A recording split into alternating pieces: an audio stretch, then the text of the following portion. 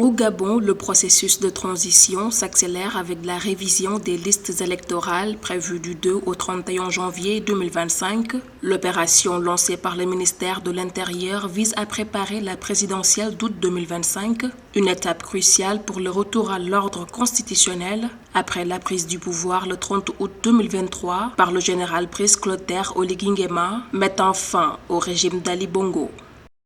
La révision des listes électorales au Gabon procède d'un souci d'organiser des élections qui ne seront ni contestables ni contestées, d'autant plus que nous sommes dans un environnement au Gabon d'un pays où les élections font souvent l'objet des contestations et dans un contexte où le président de transition est un militaire et dont la représentation comme candidat à l'élection présidentielle peut poser problème. Donc, il y a comme un souci de bien faire les choses pour éviter des contestations. Les modalités d'inscription diffèrent en fonction du statut des citoyens. Les Gabonais de souche devront fournir un acte de naissance légalisé, une pièce d'identité ou un passeport biométrique valide. Quant aux naturalisés, des documents supplémentaires prouvant leur nationalité seront requis. Les citoyens déjà inscrits avec un numéro d'identification personnel devront simplement confirmer leur centre de vote.